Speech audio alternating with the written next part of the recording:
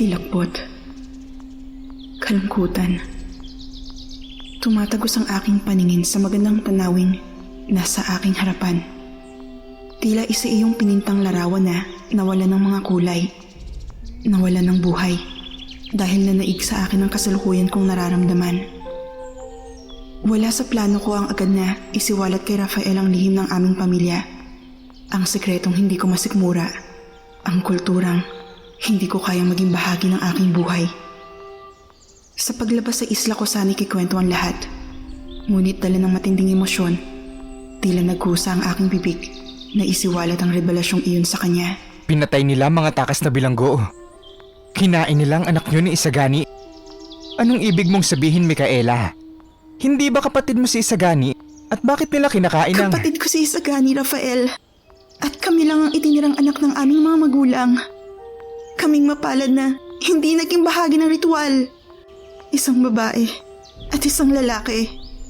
Kami na nakatakdang magpatuloy ng lahi. Pagputol ko sa mahabang pisi ng mga katanungan niya. At handa akong sagutin ang lahat. Handa akong isiwalat ang lihim at patunayan sa kanyang hindi siya ligtas sa Isla Sangre.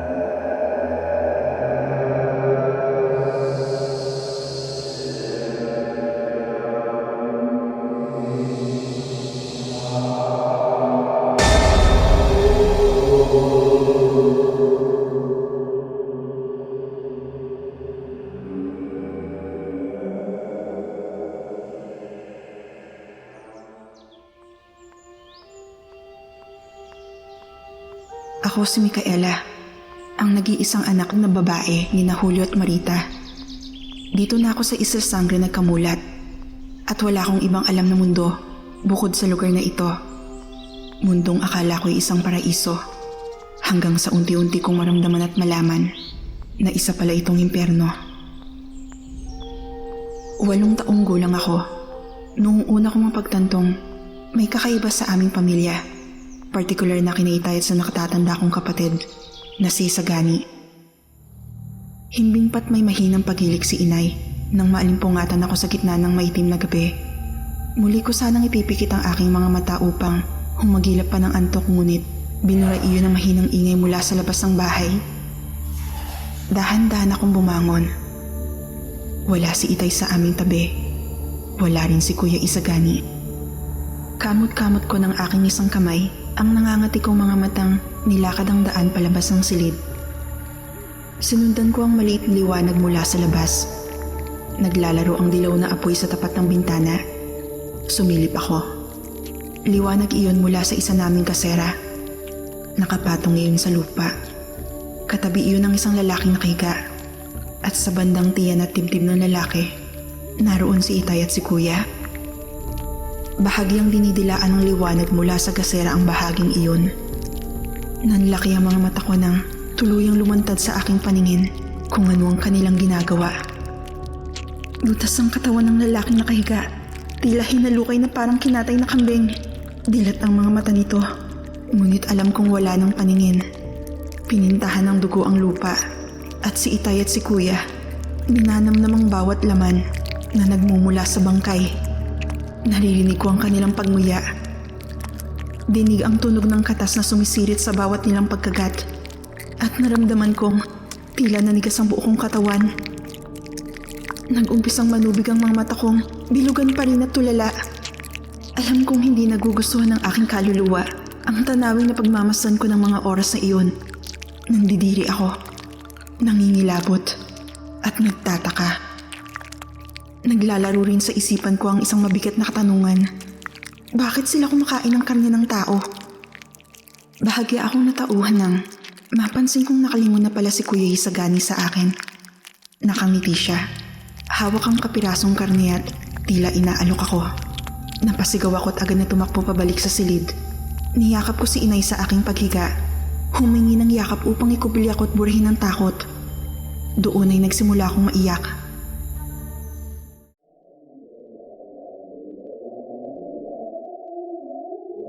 Kinabukasan ay ginising ako ng ingay ng pagtatalo ni na inay at itay. Hindi ko na malayang nakatulog na rin ako sa mga bisig ni inay kagabi. Ang mapagmahal niyang yakap at paghele, mabilis akong idinuyan pabalik sa paghimbing. Bakit kailangan niyong gawin dito sa tapat ng kubo? Napakalawak ng isla para dito niyo gawin ni Isagani ang pagpestahan ng laman ni Jacinto. Galit na tanong ni inay kay itay. At sa anong edad mo balak ipaalam kay Micaela ang lahat, Marita? Bata pa ang anak mo, Julio. Bata pa rin si Isagani, 11 anyos. Pero tanggap niya. Niyayakap niya kung ano siya. Kumakain siya. Lalaki si Isagani. At alam mo ang mga lalaki ng ating angka ng... Natigilan si inay sa kanyang sinasabi ng mapansing. Nakasilip na ako sa pintuan ng silid. Nakamasid sa kanilang pagtatalo. Nagkatinginan muna silang dalawa bago ako tuluyang nilapitan ni inay. Kinarga niya ako at pumasok siya sa silid at isinara niya ang pinto. Alam kong ako ang kanilang pinagtatalunan, pati na ang bagay na natuklasan ko kagabi, ang nakakadiri nilang pagkain sa laman ng isang lalaki. Inuupo ako ni inay sa mahabang silyang halos nakasandal sa may bintana. Naupo siya sa aking tabi. Inumpisahan niyang suklayin gamit ang kanyang mga daliri ang may kahabaan kong buhok. Tinanaw ko ang labas ng bintana, pinagmasdan ng mga puno at halaman. Naroon sa tabi ng isang mataas na puno, ang ilan sa mga alaga naming kambing, nag-aalmusal ng damo. Sa kabilang bahagi naman, ay naroon ang higit sa 20 kulungan ng aming mga manok. Nagugutom ka na ba, anak? Ipagluluto kita ng matamis na saging. Gusto mo? Lalagyan ko ng gatas ng kambing. Ibinubulong ng aking tiyan ng gutom. Ngunit, nananaig ang bulong sa aking isip. Tanong ang naging tugon ko sa tanong ni inay. Ayaw na po ba nila itay at kuya sa karne ng kambing at manok, inay? Hindi agad nakasagot si inay. Napansin kong pinagmasdan niya ang mga kambing sa labas. Ilang segundo ang lumipas, saka siya tumugon. Ngunit, hindi direkta ang naging sagot niya. Bata ka pa, anak. Mauunawaan mo rin ang lahat sa iyong pagtanda at gagabayan kita. Huwag kang mag-alala. Iyon lang at nagpatuloy siya sa pagsusuklay sa aking buhok. Nang mga panahong iyon, parang hindi ko mahintay ang aking pagtanda. Nais kong maunawaan ang mga bagay na hindi ko maintindihan. Nais kong makakuha ng sagot sa aking mga katanungan. Ngunit lumipas rin ang mga araw at hindi ko na muling nakita sina itay at kuya na kumain ng karne ng tao. Muli silang nagbalik sa pagkain ng hilaw na karne ng kambing at manok. Namalayan ko na lamang na nawala na rin sa isip ko ang mga katanungan. Naging normal lang muli ang lahat. Lumipas pa ang mga araw, ay nagdalang tao si inay. Hindi iyon ang unang beses na lumaki at nagkaroon ng laman ng kanyang sinapupunan. Nakaramdam ako ng tuwa. Nais kong magkaroon ng nakababatang kapatid. Nais kong maramdaman na maging mas matanda sa pamilya at magkaroon ng bunso na aking aalagaan, bibihisan, lalaruin at poprotektahan. Naudlot ang pangarap na iyon sa unang pagdadalang taon inay, sunod sa pagsilang sa akin. Namatay raw ang aking kapatid. Ilang araw makalipas itong ipanganak. Ngunit hindi ko nakita ang bangkay. Kahit libingan ay wala. Ipinagdasal ko na sa pagkakataong iyon ay mabuhay ang bata. Ninais na matupad na ang pangarap kong magkaroon ng nakababatang kapatid. At lumipas pa ang ilang buwan ay nagsilang na si inay. Isang malusog na batang babae. May mapupungay na mga mata. May mauumbok na mga pisngi at kulay rosas ang mga labi. Abot langit ang aking tuwa ng mga oras na iyon. Nakaupo ako sa papag sa tabi ng kinahigaan ni inay. Sa kanyang tabi ay nakahiga ang bagong silang kong kapatid. Himbing na sa pagtulog. Kay ganda niya, inay. Kasing ganda ko at kasing ganda mo. Nasambit ko sabay na payakap kay inay. Ngunit natigilan ako't napabitaw ng yakap nang maramdaman ang kanyang pag-iyak. Hindi ko maunawaan. Bakit malungkot siya? Hindi ba siya natutuwa sa pagsilang sa aming kapatid? Tumigil ka sa pag-iyak dyan, Marita. Narinig kong pagsaway ni Itay kay Inay sa pagpasok nito sa silid. Naroon din si Kuya Isagani na kasabay niya sa pagpasok. Nasa loob din ng silid si Manang Luisa, ang kaibigan ni Inay na nakatira sa kabilang isla, ang kumadrona ng pamilya. Nakikita ko lamang siyang dumadalaw sa amin sa tuwing nagbubuntis si Inay. Napansin kong tiningnan ni Itay si Manang Luisa. Matalim na tingin. Tila kinakausap niya ito sa isip. Mauna na ako, Marita. Magdidilim na rin at kailangan ko nang umuwi. Anito sa muli nitong pagbaling kay Inay. Malungkot na sulyap at mahinang pagtango lamang ang isinagot ni Inay. Iyon lamang at lumabas na si Manang Luisa. Sumunod na rin sa paglabas si Inay at si Kuya Isagani. Nang maiwan kaming muli ni Inay sa silid, ay lumuluha pa rin itong yumakap sa akin. Malungkot na bumulong. Patawad, anak. Patawad ko hindi kita kailanman mabibigyan ng bunsong kapatid. Hindi ko siya nauunawaan sa kanyang ibinulong. Nagtataka akong napagmasdan ng kanyang muka sa pagbitaw niya ng yakap sa akin. Binalingan ko ng tingin ng sanggol. Mag-isa akong naghanap ng kasagutan sa aking isipan. Tahimik akong napatanong. Bakit niya sinabing kailanman ay hindi niya ako mabibigyan ng kapatid? Pero heto ang sanggol sa aming harapan. Ano ang ibig niyang sabihin? 2 gabi pa ang lumipas. Naalimpungatan ako nang maramdamang wala sila sa higaan. Papungas-pungas akong napabangon at lumabas ang silid. Wala rin sila sa aking paglabas. Sumilip ako sa nakabukas sa bintana at natanaw ang malaking liwanag sa di kalayuan. Liwanag iyon ng nilikhang apoy. Tila may nagaganap sa bahaging iyon ng talampas. Gusto ko sana magtungo roon dahil alam kong naroon sina Inay, Itay at si Kuya. Ngunit ipinagbabawal sa akin na lumabas sa gabi. Naghintay na lamang ako sa may bintana at di na malayo na muling nakatulog.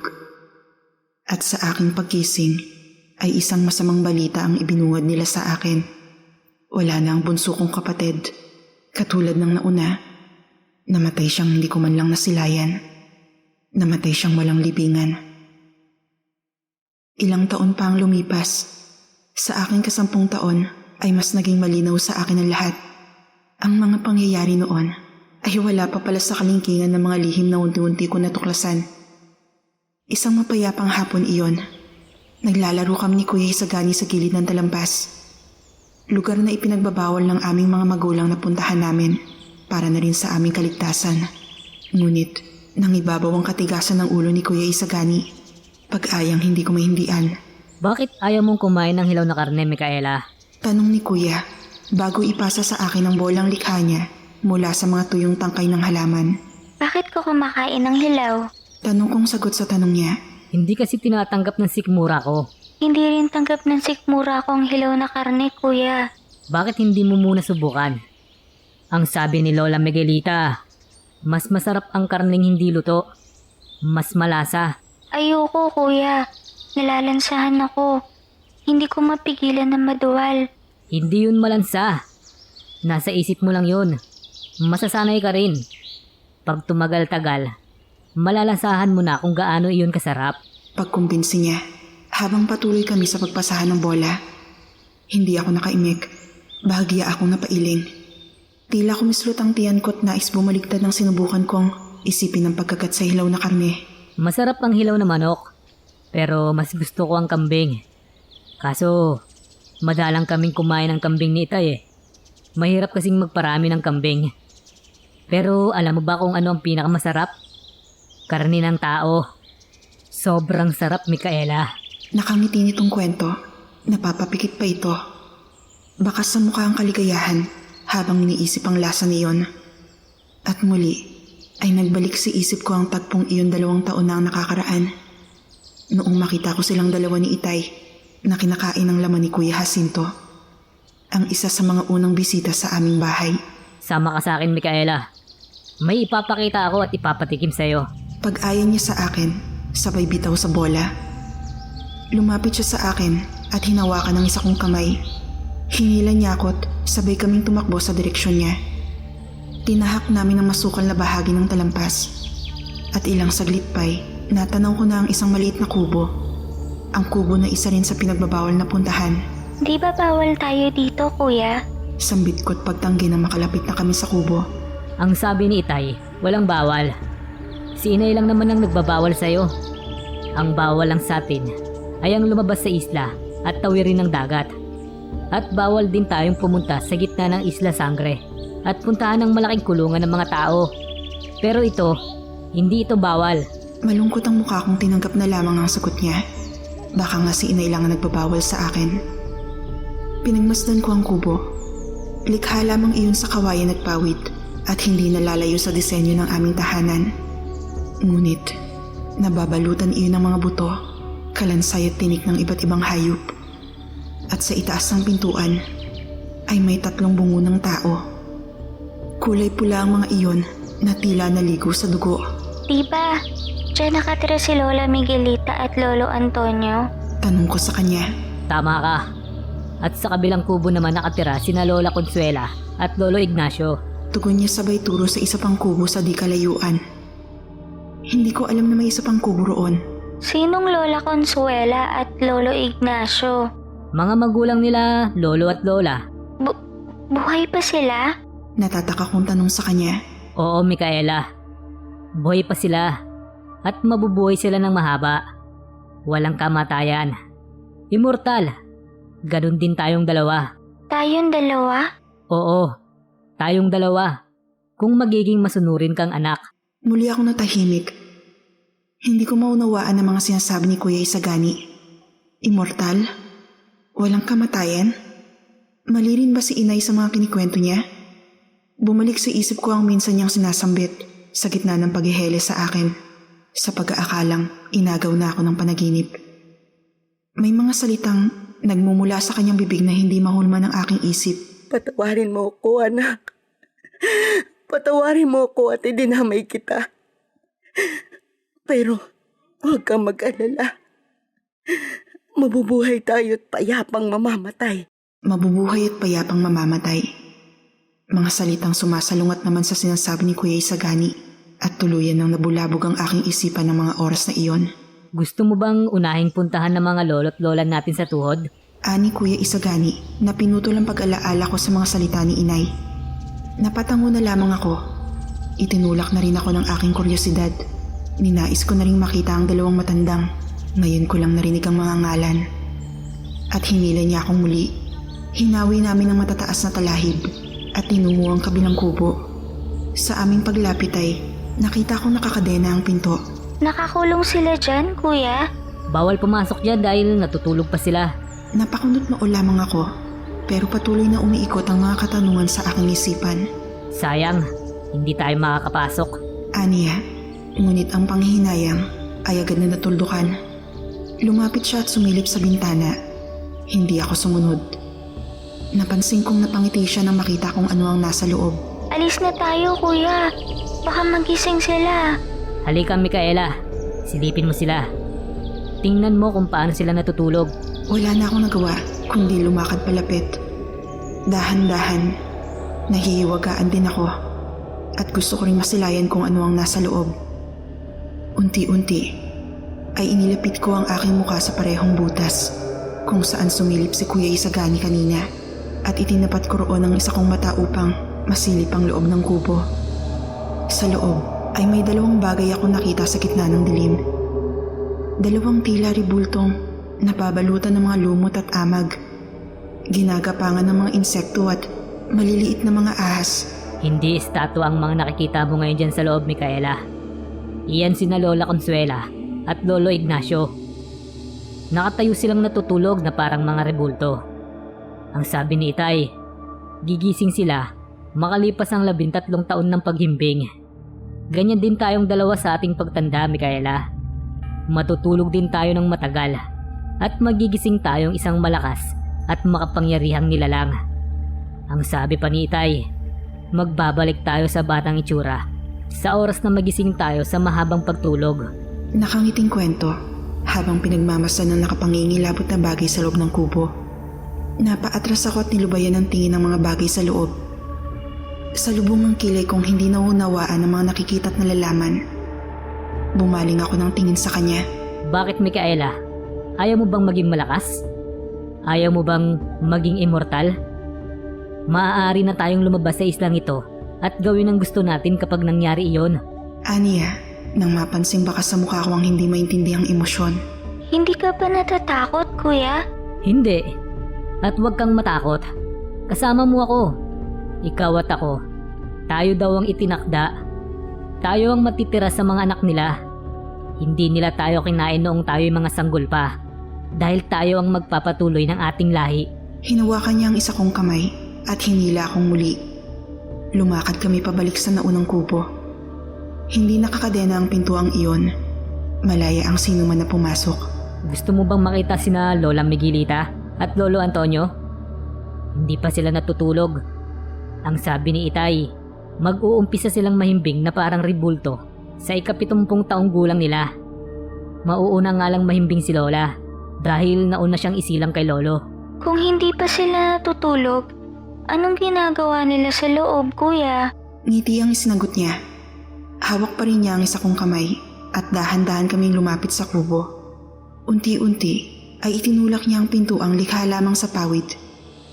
Madilim sa loob, ngunit unti-unti ay sumilay sa aming paningin ang isang nakapangingilabot na tagpo. Namilog ang aking mga mata't napangangas na nakita. Kapatid mo ang ama ng iyong anak? Tanong ni Rafael na humila sa akin mula sa nakaraan, pabalik sa realidad. Mga tagpong hindi nabubura sa aking isipan. Mga bagay na hanggang sa panaginip ay lumulukob ng kilabot sa kaluluwa ko.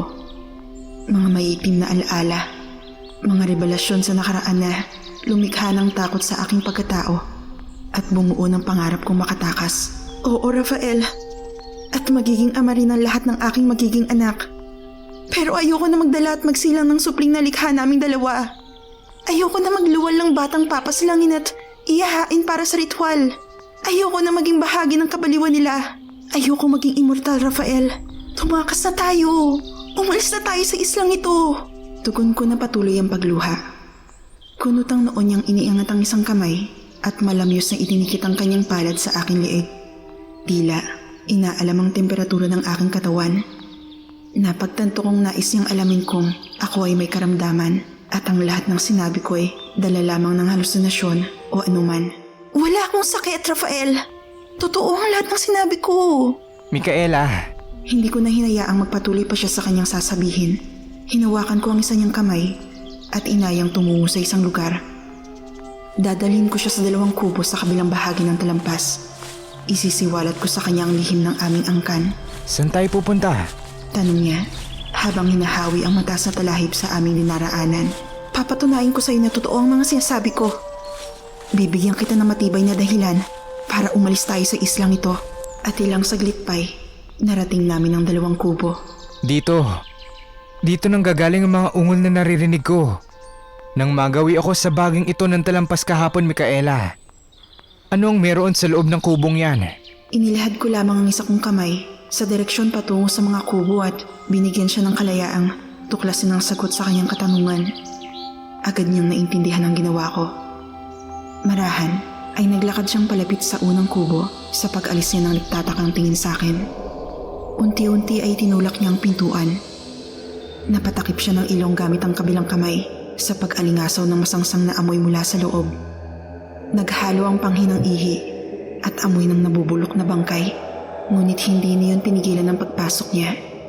Humakbang akong sumunod sa kanyang pagpasok at ang madilim na bahagi ng loob ng kubo ay unti-unting hinawi ng liwanag na nagmula sa pintuan.